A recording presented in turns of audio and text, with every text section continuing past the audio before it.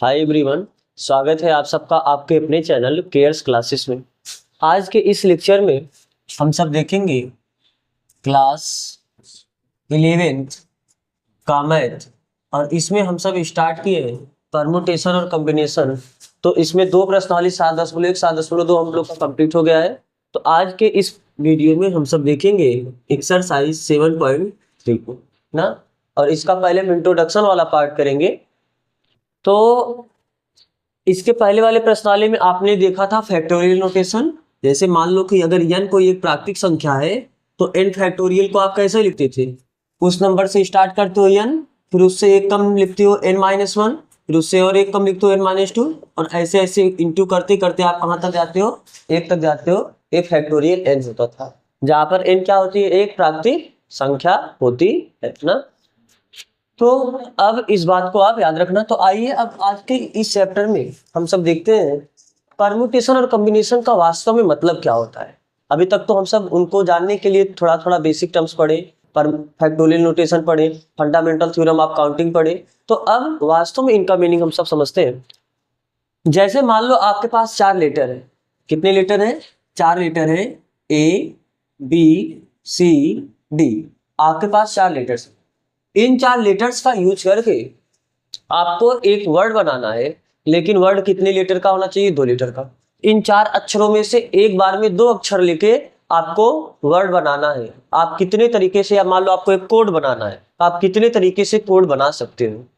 इन 4 अक्षरों में से 2 अक्षर को लेके आप कितने तरीके से कोड बना सकते हो? तो उसके लिए आप फंडामेंटल थ्योरम ऑफ काउंटिंग से पढ़े हो क्या, कि हो सकता है कि पहले लेटर पे आप इन चारों में से किसी एक 4 को रखो, फिर दूसरे पे किसी 3 ही नंबर को रख सकते हो, क्योंकि नंबर रिपीट नहीं करना है। तो टोटल कितने तरीके की कोड बना सकते हो? 12 तरीके की कोड बना सकते हो। वास्तव में इसके पीछे सिनेरियो क्या रहा होगा, थोड़ा ध्यान से देखना। जब आपको इन 4 अक्षरों में से किसी 2 अक्षर को चुन के कोड बनाना था, तो आपके दिमाग में क्या चला होगा कि चलो सबसे पहले हम ए बी को चुन ले। सबसे पहले क्या ले? ए बी को ले। तो आप, हो सकता है कि आप ए बी को चुने होगे, और इस ए बी को आपने जब चुना तो इसको आप कितने तरीके से अरेंज कर सकते हो? पहले नंबर पे ए, दूसरे नंबर पे बी, या पहले नंबर पे बी और दूसरे नंबर पे ए रखे होगे। इन 2 तरीके से इसे अरेंज कर सकते हो। हो सकता है कि कोई आदमी ए बी को ना चुन के ए सी को चुने, तो वो किसको चुन सकता है? वो ये किसका चुनाव किया? यह व्यक्ति ए बी का चुनाव किया। यह व्यक्ति किसका चुनाव किया होगा? या आप हो सकता है कि ए और सी का चुनाव करो। तो जब ए और सी का चुनाव करोगे तो इसे 2 तरीके से अरेंज कर सकते हो। पहले पोजीशन पे ए फिर सी, या पहले पोजीशन पे आपने सी को रखा होगा, दूसरी पोजीशन पे आपने ए को रखा होगा, तब आपने एक कोड बनाया होगा। हो सकता है कि आपने किसका चुनाव किया हो? आपने ए और डी का चुनाव किया हो। किसका चुनाव किया हो? ए और डी का। तो जब आप ए और डी का चुनाव किए हो, तो अब इनको 2 तरीके से अरेंज कर सकते हो। पहले पोजीशन पे ए रखे होगे, दूसरे पे डी, या पहले पे डी और दूसरे पे ए। ये पॉसिबिलिटीज है। लेकिन हो सकता है कि आपके दिमाग में पहले आप ए बी या ए सी ए डी ना चुन के आप बी के साथ ए, जो कि हो चुका है ना, अब बी और सी चुने होगे, इन 2 लेटर को चुने होगे, इनसे आप कोड बनाओगे। तो हो सकता है कि जो आपका चुनाव हो वो किसका है?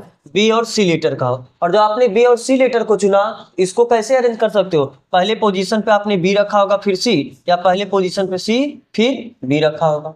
हो सकता है आपने बी के साथ डी को चुनाव किया हो। तो जो आपका चुनाव है, आपने कौन कौन से नंबर का चुनाव किया होगा? कौन कौन सा नंबर सिलेक्ट किया होगा? बी और डी को सिलेक्ट किया होगा। अगर आपने लेटर बी लेटर और डी लेटर को सिलेक्ट किए, तो इसको कितने तरीके से इन दोनों लेटर को मिला के कोड बना सकते हो? पहले पोजीशन पे डी रख के दूसरे पहले पोजीशन पे बी रखो फिर डी रखो, या पहले पोजीशन पे डी रखो फिर बी रखो। तो 2 तरीके से आप यहाँ भी लेटर बना सकते हो। हो सकता है कि आपने बी ना चुन के आपने सी चुना हो, तो सी के साथ ए तो हो चुका है, ए सी बोलो या सी ए बोलो, एक ही बात है। फिर उसके बाद आपने बी लेटर के साथ सबको चुन लिया, तो सी लेटर के साथ अब एक केवल डी यही बचा है आपका। बाकी और सब जितने तरीके के पॉसिबिलिटी से आपने सबको ले चुका है। तो अब हो सकता है कि आपने किसका चुनाव किया हो, किन अक्षरों का चुनाव किया हो, एक लेटर सी लिया हो और एक लेटर डी लिया हो। इन 2 लेटर से आप कोड बनाओ। इन 2 लेटर से आप कोड कैसे बनाओगे? पहले पोजीशन पे सी, दूसरे पोजीशन पे डी रखे, या पहले पोजीशन पे डी और दूसरे पोजीशन पे सी रखे। बात समझ में आ रहा है कि नहीं समझ में आ रहा है? तो आप पहले बात तो चुनाव कितने तरीके से यहाँ पर आपने किया, 1 2 3 4 5 6।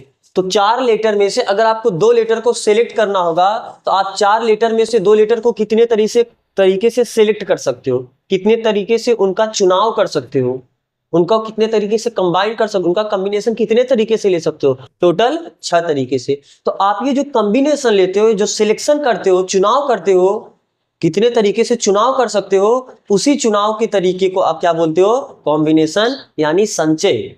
चैप्टर का नाम ही है क्रमचय और संचय ना। तो संचय क्या होता है, एक होता है आपका संचय, इसको आप क्या बोलते हो, कॉम्बिनेशन, और एक होता है आपका क्रमचय। क्रमचय का मतलब क्या होता है, परमुटेशन। तो संचय क्या होता है, चुनाव, कितने तरीके से आप उनका चुनाव कर सकते हो, वो होता है कॉम्बिनेशन। इसी को हम क्या बोलते हैं, सिलेक्शन, कितने तरीके से आप सिलेक्ट कर सकते हो। बात समझ में आ रहा है ना। तो 4 लेटर में से 2 लेटर को आपने कितने तरीके से चुनाव किया, 6 तरीके से चुनाव किया। तो ये जो 6 तरीका है, यही आपका 6 तरीके से आप सिलेक्शन कर सकते हो, यानी इसका कॉम्बिनेशन कितना हो जाएगा, 6। तो 4 लेटर में से एक बार में 2 लेटर को चुनने का जो तरीका है वो कितना है, 6। फिर उसके बाद जब आपने किसी एक को चुना तो उसको अलग अलग तरीके से अरेंज किया, किसी को आगे करके, किसी पीछे करके। जैसे अगर ये 3 लेटर आता ए बी सी, आपके पास अगर 3 लेटर है, उनको कितने तरीके से अरेंज कर सकते हो, पहले पोजीशन पे रखो, फिर बी रखो, फिर सी रखो, सी को उठा के बी की जगह, बी को उठा के इसकी जगह कर दो, फिर बी को उठा के एक जगह कर दो, तो ऐसे बहुत तरीके से आप उन्हें अरेंज कर सकते हो, नहीं कर सकते हो। तो टोटल जितने तरीके से अरेंज कर सकते हो उनको, जितने तरीके से उन्हें व्यवस्थित कर सकते हो, उसी को हम कहते हैं क्रमचय। तो इसका मतलब क्रमचय क्या होता है, कितने तरीके से उनको अरेंज कर सकते हो, यानी एक प्रकार का बोलो अरेंजमेंट, नंबर ऑफ अरेंजमेंट, कितने तरीके से उन्हें अरेंज कर सकते हो, उनको व्यवस्थित करने का कितने तरीके से आप उन्हें व्यवस्थित कर सकते हो। तो जो नंबर होता है उसी नंबर को हम लोग क्या कहते हैं, क्रमचय। तो यहाँ पर कितने तरीके से आपने व्यवस्थित किया, 2 2 4 2 6 2 8 2 10 2 12, टोटल आपने कितने तरीके से इन्हें अरेंज कर सकते हो, 12। कितने तरीके से व्यवस्थित कर सकते हो, 12 तरीके। 4 लेटर में से एक बार में 2 लेटर लेके आप 12 तरीके से व्यवस्थित कर सकते हो। बात समझ में आ रहा है ना। तो ये जितने तरीके से व्यवस्थित कर सकते हो, इसी को हम बोलते हैं क्या, क्रमचय। इसका मतलब क्रमचय होता क्या है, आपको कुछ नंबर दिए हैं, मान लो 4 नंबर दिए हैं, 4 नंबर में से एक बार में 2 नंबर लो, कभी हो सकता है एक बार में 3 नंबर लो, कभी हो सकता है आपको ऐसा बोल दे 4 नंबर है, चारों नंबर का आपको प्रयोग करना है। चारों नंबर का प्रयोग करके आप कितने लेटर बना सकते हो, तो 4 अक्षरों में से चारों को लेके कितने तरीके से व्यवस्थित कर सकते हो। तो जरूरी है कि हमेशा कुछ ही लेटर लेना पड़े, कुछ ही वस्तु लेना पड़े, कभी कभी सभी वस्तुएं लेना पड़ेगा। इसका मतलब अगर आपको n वस्तुएं दी हैं तो n वस्तुओं में से एक बार में r वस्तुएं ले, मतलब कुछ वस्तु को लो, या सभी वस्तु को लेकर बनाए गए कुल व्यवस्था क्रमों की संख्या को ही हम लोग क्या बोलते हैं, क्रमचय। बात समझ में आ रहा है ना। तो क्रमचय क्या है, एक प्रकार का अरेंजमेंट है। कैसा अरेंजमेंट, कुछ नंबर में से कुछ नंबर को या सभी नंबर को एक बार में लेकर बनाए गए विन्यासों की जो संख्या है, उसी संख्या को हम लोग क्या कहते हैं, क्रमचय। बात समझ में आ रहा है कि नहीं समझ में आ रहा है? तो वास्तव में अब इसको तो हम इसके अगले वाले प्रश्नावली यानी 7.4 पढ़ेंगे। तो 7.3 में हम इसको स्टार्ट करते हैं, क्रमचय को स्टार्ट करते हैं। ठीक,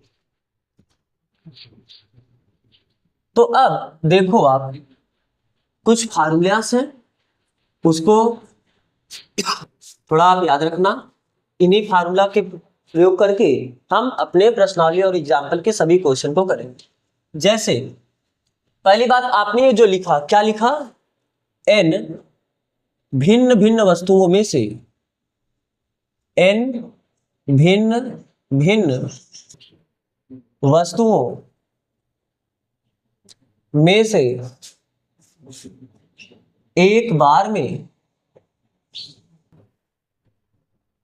कुछ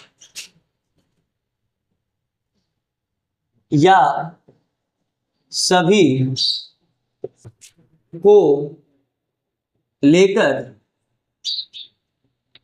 बनाए गए व्यवस्था क्रमों या विन्यासों की संख्या को ही हम क्या कहते हैं, संख्या को क्रमचय कहते हैं। तो अगर आपसे कोई पूछेगा क्रमचय क्या होता है तो आप बता लोगे ना कि अगर आपको कुछ नंबर दिए हैं, n भिन्न भिन्न नंबर दिए या भिन्न, जरूरी नहीं कि हमेशा भिन्न भिन्न ही हो, सेम भी हो सकते हैं, तो आप ऐसे लिख लो n वस्तुओं में से, n वस्तुओं में से एक बार में या तो आपको कुछ को लेना है या तो एक बार में आपको सभी को लेना है। तो कुछ को लेकर या सभी को लेकर आप जितने टोटल अरेंजमेंट बना सकते हो, टोटल जितने तरीके से उनको व्यवस्थित कर सकते हो, टोटल जितने तरीके से उन्हें विन्यासित कर सकते हो, उसी संख्या को हम लोग क्या कहते हैं, क्रमचय ना।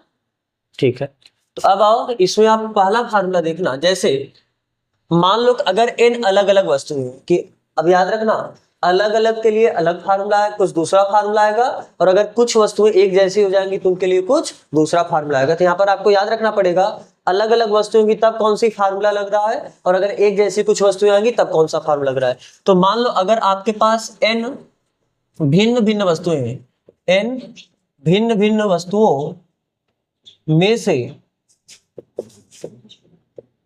एक समय में या एक बार में r वस्तुओं को लेकर,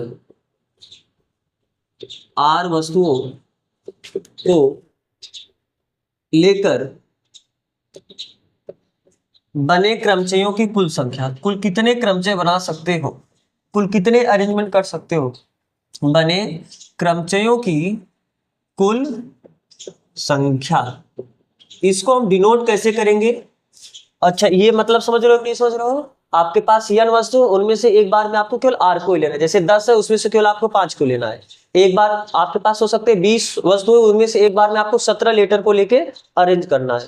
तो सभी पूरे टोटल जो वस्तु है उसको हमने क्या बोला, उसकी संख्या को n बोल रहे हैं, और उनमें से एक बार में कितना लेना है उसको हम क्या बोल रहे हैं, r ले रहे हैं। तो अगर n वस्तुओं में से एक बार में आपको r वस्तु को लेके उन्हें अरेंज करना होगा, तो उसको हम सिंबॉलिकली दर्शाएंगे कैसे, ऐसे NPR। NPR का मतलब n वस्तुओं में से एक बार में r वस्तुओं को लेकर बनाए गए परमुटेशन का नंबर, क्रमचयों की संख्या। क्रमचय मतलब अरेंजमेंट की संख्या। तो ये होगा कितना, आप याद रखना, ये होगा फैक्टोरियल n अपान फैक्टोरियल n माइनस r। इसी को आप फैक्टोरियल का सिंबल ये भी तो होता है, फैक्टोरियल n अपान n माइनस r फैक्टोरियल। आप इसको ऐसे भी लिख सकते हो। तो बात समझ में आ रहा है ना? जैसे इसमें क्या हुआ, जैसे एक एग्जांपल देखो, मान लो कि आपके पास टोटल इसके पहले कुल कितने लेटर थे, जो हम एक एग्जांपल लिए थे, A B C D, 4 letter लिए थे। तो आपके पास 4 लेटर हैं, ए बी सी डी। इन 4 लेटर में एक बार में आपको कितने लेटर को लेना है, 2 लेटर को लेना है। तो क्या ये जो टोटल नंबर हो गए इसी को आप बोलते हो n। तो यहां से n बराबर कितना आ गया, n बराबर आपने कितना मिला आपको, 4। n होता क्या है, टोटल आपके पास कुल कितने भिन्न भिन्न वस्तुएं हैं, तो टोटल कुल कितने भिन्न भिन्न लेटर है, 4 लेटर है। तो n का वैल्यू कितना आ गया, 4। एक बार में आपको 2 लेटर लेना है, तो r का वैल्यू कितना हो गया, 2। एक बार में आपको 2 लेटर लेटर, तो 2 लेटर लेके आप कितने तरीके से इसे विन्यासित कर सकते हो, तो उसको आप लिखो क्या, NPR यानी 4PR। r का वैल्यू यहाँ पर कितना है, 2। यही तो लिखोगे, बनाए गए कुल विन्यासों की संख्या 4p2 होगा, और 4p2 को कैसे लिखोगे, फैक्टोरियल 4 अपान फैक्टोरियल 4 माइनस 2। ये होता है ना फैक्टोरियल n अपान फैक्टोरियल n माइनस r, अर्थात फैक्टोरियल n का वैल्यू 4 हुआ और फैक्टोरियल n का वैल्यू 4 माइनस r का वैल्यू 2 है। तो क्या आप इसको ऐसा लिख सकते हो, फैक्टोरियल 4 अपान फैक्टोरियल 2, बोलो। और फैक्टोरियल 4 को अभी कल आप देखे हो, इसको 4 इंटू 3 इंटू फैक्टोरियल 2 रहने दे, और ये आपका फैक्टोरियल 2 से फैक्टोरियल 2 कैंसिल हो जाएगा, तो 4 के 12। तो टोटल बनाए गए विन्यासों की संख्या कितनी आई, 12 आई। बात समझ में आ रहा है ना? लेकिन यहाँ पर आप एक बात याद रखना कि ये जो फार्मूला आपको मिला है, ये फार्मूला तभी लागू होगा जब इन लेटर्स को रिपीट नहीं करना है। जैसे अगर आपने पहली बार ए रखा तो दूसरी बार आपको ए के अलावा कोई 3 लेटर रखने। ऐसा नहीं कि पहली बार ए रख दिए फिर आप ए रख दिए, तो रिपीट कर दी कि नहीं कर दी लेटर को। तो इसका मतलब ये फार्मूला तब आप लगाओगे जब रिपीटिशन नॉट अलाउड होगा, अर्थात अक्षरों की, संख्याओं की, वस्तुओं की पुनरावृत्ति ना हो। तो आप याद रखना कि ये फार्मूला तब लगेगा जब वस्तुओं की पुनरावृत्ति ना हो, वस्तुओं की पुनरावृत्ति अर्थात रिपीटिशन ना हो, पुनरावृत्ति की अनुमति ना हो।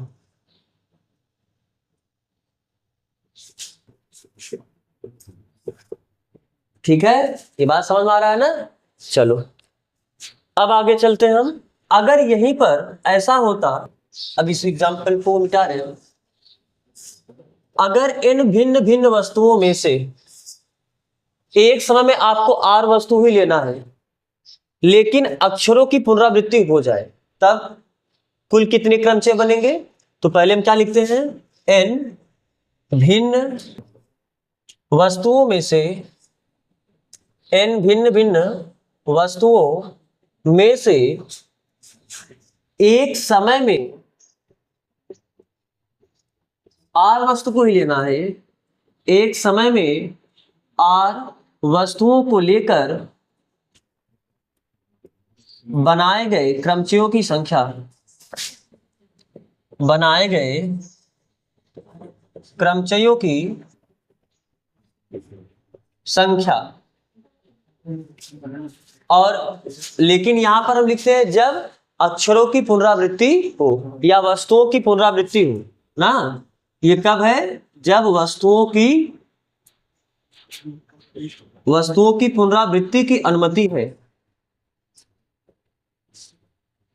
अनुमति है, उस समय बनाए गए क्रमचयों की संख्या। NPR को आप कैसे लिखोगे? n का पावर r। उस समय आपका फार्मूला क्या आएगा?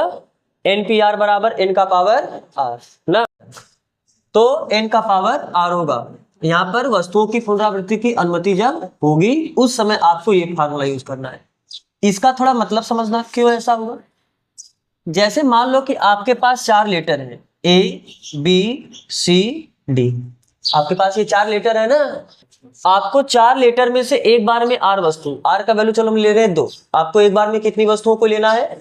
2 वस्तुओं को लेकर उन्हें विन्यासित करना है। तो कुल कितने तरीके के आप अरेंजमेंट कर सकते हो? उसके लिए आप क्या करोगे?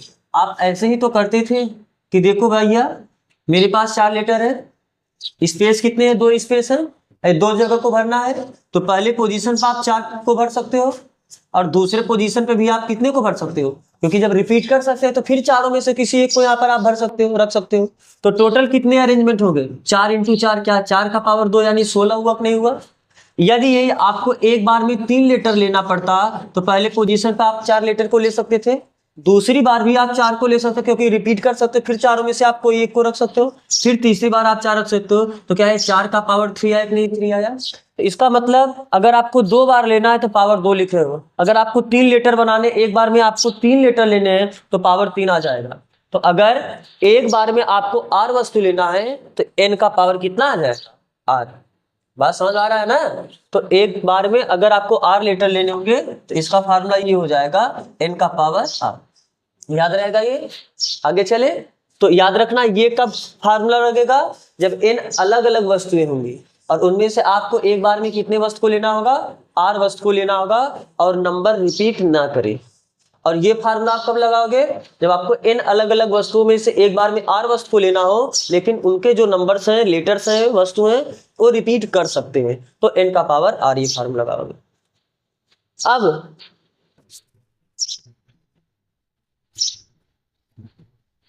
अगर इन भिन्न भिन्न वस्तुओं में से एक बार में आपको केवल कुछ को ना लेना हो, आपको एक बार में सभी को लेना है। एक बार में आपको कितने को लेना हो? सभी को लेकर उन्हें व्यवस्थित करना हो। अर्थात यदि n भिन्न भिन्न वस्तुओं में से, n भिन्न भिन्न वस्तुओं में से एक समय में सबको लेना है, एक समय या एक बार में सभी वस्तुओं को लेकर, सभी वस्तुओं को लेकर बनाए गए क्रमचयों की संख्या, क्रमचयों की संख्या।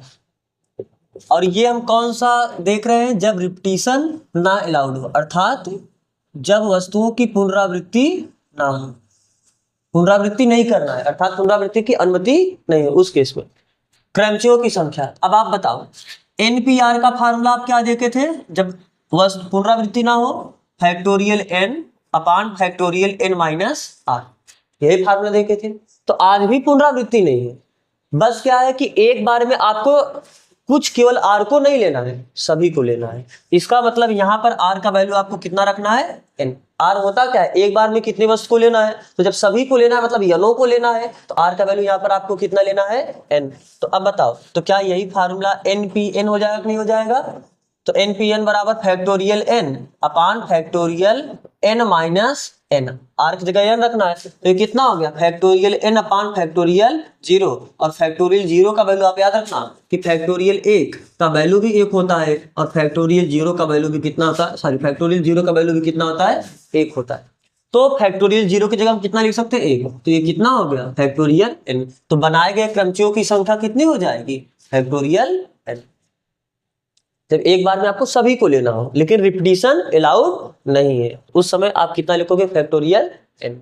बात समझ में आ रहा है ना? अब यदि जैसे इस पे एक एग्जांपल अगर देखना है तो आप देख सकते हो।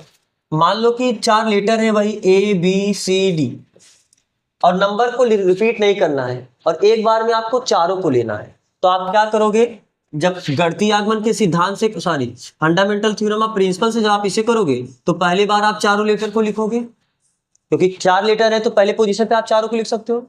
लेकिन अब एक बार में चारों को लेना है ना, तो पहले पोजीशन पे आपने 4 को लिखा, दूसरे पोजीशन पे आप कितने को लिखोगे, 3 को ही लिखो, क्योंकि रिपीटिशन नहीं करना है। तो अगर एक को यूज कर लियोगे तब उसको आप फिर से प्रयोग नहीं कर सकते हो, तो अब दूसरे पोजीशन पे केवल कितने आएंगे, 3 आएंगे। अगली बार केवल कितने आएंगे, 2 आएंगे, फिर कितने आएंगे, तो क्या ये 4 गुणे 3 गुणे 2 गुणे 1 ही हुआ। आप इसी को तो क्या फैक्टोरियल 4 लिख सकते हो कि नहीं लिख सकते हो, फैक्टोरियल 4 यही तो है ना। और आप इसको सीधा कर सकते थे, बनाए गए क्रमचियों की संख्या यहाँ पर कुल कितने लेटर है, 4, और एक बार में आपको चारों को लेना है, तो ये कितना हो जाएगा क्रमचियों की संख्या, फैक्टोरियल एन यानी फैक्टोरियल आर। आप सीधा बोल सकते थे फैक्टोरियल आर। बात समझ में आ रहा है ना? ठीक है। अगर आपको एक बार में एक भी वस्तु को नहीं लेना है, अभी यहाँ पर क्या है, एक बार में आपने सभी को ले लिया, अगर आपको एक बार में एक भी वस्तु को नहीं लेना है, अर्थात पुनरावृत्ति नहीं है ना वही केस, यदि n भिन्न भिन्न वस्तुओं में से एक समय में किसी भी वस्तुओं को ना लेकर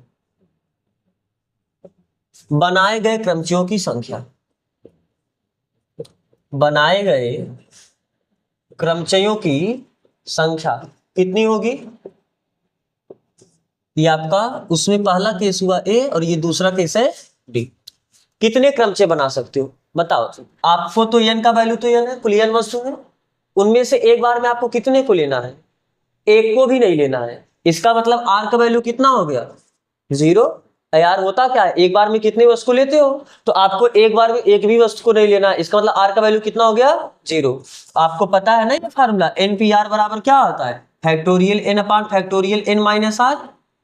तो वैल्यू रखो फैक्टोरियल n अपान फैक्टोरियल n माइनस r को क्या लिखोगे, r का वैल्यू कितना रखना है, 0। तो ऊपर फैक्टोरियल n और नीचे फैक्टोरियल n आया और कैंसिल होकर कितना आ गया, 1। इसका मतलब उसे आप कितने तरीके से अरेंज कर सकते हो, केवल एक तरीके से। इसका मतलब क्या है, आप सोच रहे होगे कि जब एक भी नंबर लेना ही नहीं है तो आप उससे अरेंज कहाँ करोगे। आप यही सोच रहे होगे ना कि अगर मान लो आपके पास 4 लेटर हैं, उनमें से आपको एक बार में एक भी लेटर नहीं लेना है, तो आप कितने तरीके से उन्हें व्यवस्थित कर सकते हो, केवल एक तरीके से व्यवस्थित कर सकते हो। और वो कैसे, कि एक भी तरीके से व्यवस्थित नहीं कर सकते। चलो अब इसको आप याद रखना कि बनाए गए क्रमचियों की संख्या, एक बार में किसी को नहीं लेना है तो बनाए गए क्रमचियों की संख्या 1 होगी, और अगर एक बार में सभी को लेना है तो बनाए गए क्रमचियों की संख्या फैक्टोरियल n होगी। आपने जो रिपीटिशन नॉट अलाउड वाला, अर्थात संख्याओं की पुनरावृत्ति ना हो, उसमें एक फार्मूला पढ़ा था, उसमें आपने 2 केस देख लिया कि नहीं देख लिया। अब आप एक ये भी तो फार्मूला पढ़े थे जिसमें पुनरावृत्ति हो, तो उसमें भी 2 केस हो सकता है कि एक बार में आप सभी वस्तुओं को ले लो और एक बार में आप एक भी वस्तुओं को ना लो। इसका मतलब आपने जो पहला फार्मूला पढ़ा था उस पहले फार्मूले के ये 2 केस हुए। बात समझ आ रहा है ना? अब इसके बाद आपने जो दूसरा फार्मूला पढ़ा उसमें भी 2 केस हो सकते हैं। क्या, यदि मतलब जब पुनरावृत्ति हो, दूसरा केस आपका यही था ना जब वस्तुओं की पुनरावृत्ति हो, तो जब पुनरावृत्ति की अनुमति हो, पुनरावृत्ति की अनुमति हो, तो उस केस में पहला केस आप देखना कि अगर एक समय में, अब तो पूरा हम नहीं लिख रहे, हम सीधा ऐसे लिख देना है कि n भिन्न भिन्न वस्तुओं में से एक समय में आपको कितनी वस्तु को लेना है, एक समय में सभी वस्तुओं को लेकर लेना है, सभी वस्तुओं को लेकर बनाए गए क्रमचयों की संख्या, बनाए गए क्रमचयों की संख्या कितनी होगी बताओ। वहां पर फार्मूला क्या आता था, जब रिपीटिशन अलाउड होता था, पुनरावृत्ति की अनुमति होती थी, तो वहां पर क्या आप एन, कहां पर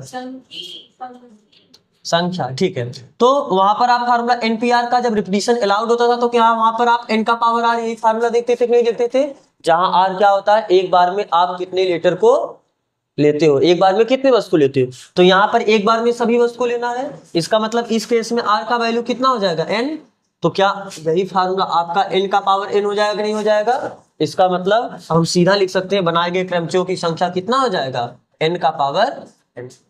और अगर एक बार में एक को भी नहीं लेना है, किसी को नहीं लेना है, तो एक समय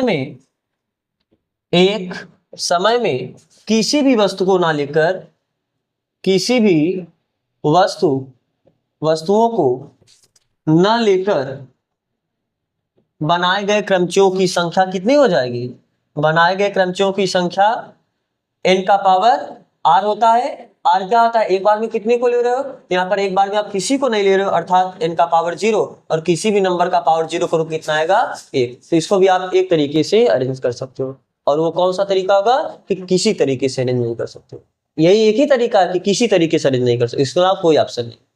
तो क्या इतने आपका क्लियर है ना, ठीक है।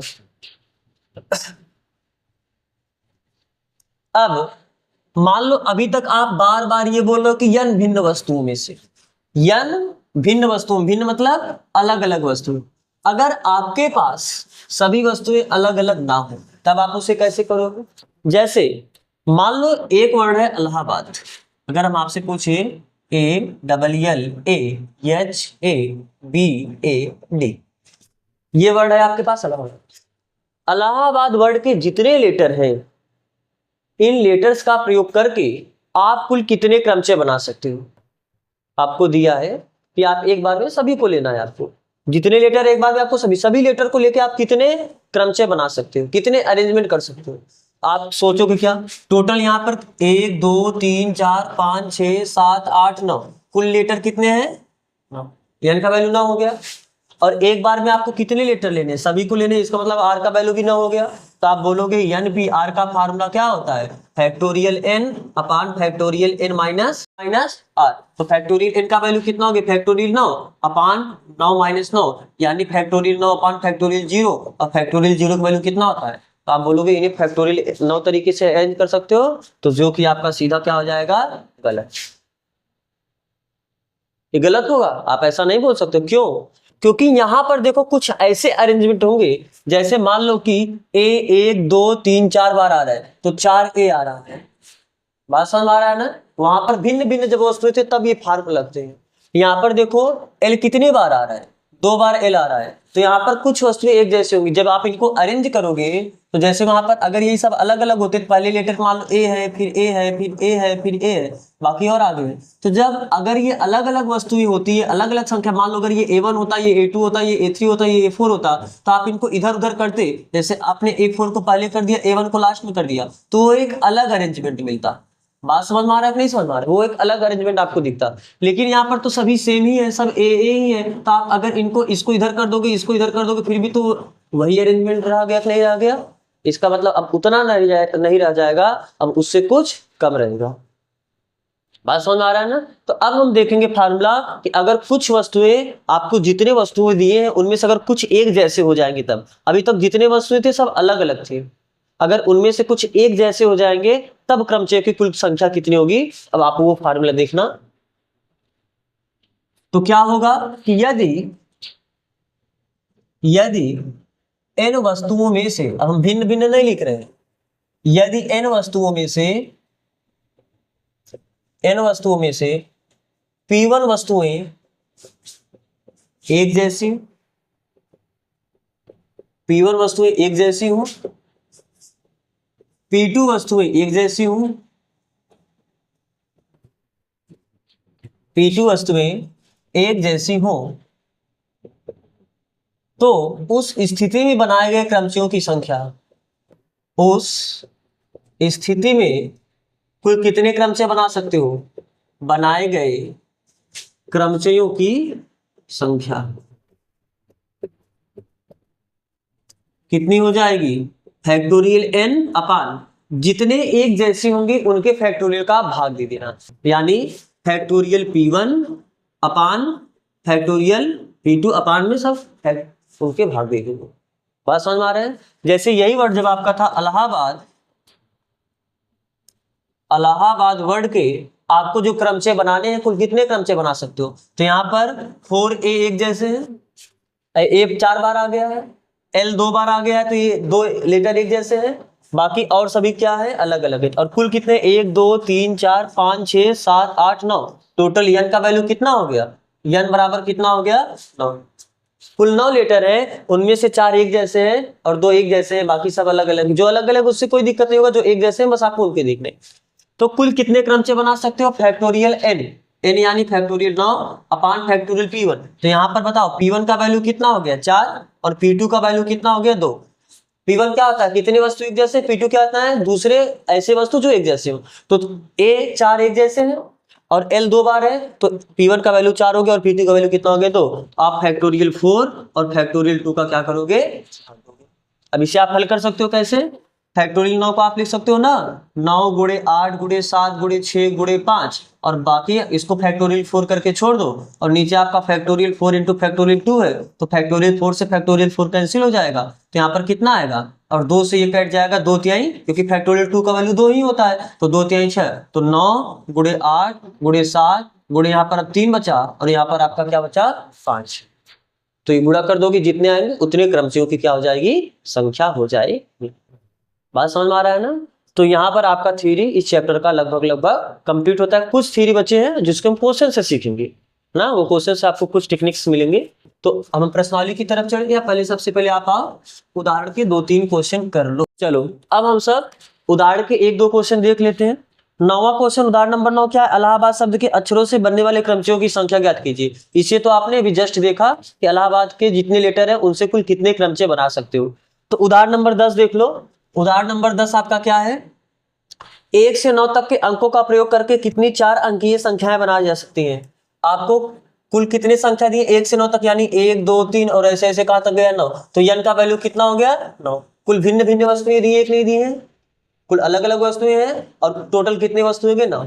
और आपको एक बार में कितना अंक का प्रयोग करना है? 4 अंक का प्रयोग करना है। तो एक बार में जितने अंक लेते हो उसको क्या लिखते हो? r। तो r का वैल्यू कितना हो गया? 4।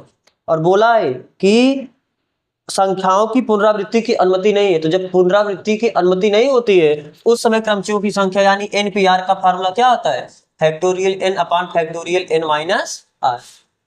और अगर अनुमति हो गई तब, अगर पुनरावृत्ति की अनुमति हो गई तब n का पावर r होता है फार्मूला। बात समझ में आ रहा है ना?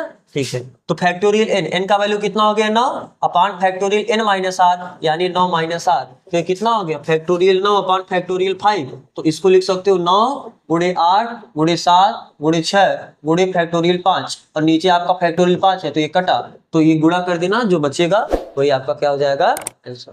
तो आज बस करते हैं। तो आज के लिए यहीं तक। यहाँ तक जुड़ने के लिए आप सबका बहुत बहुत धन्यवाद।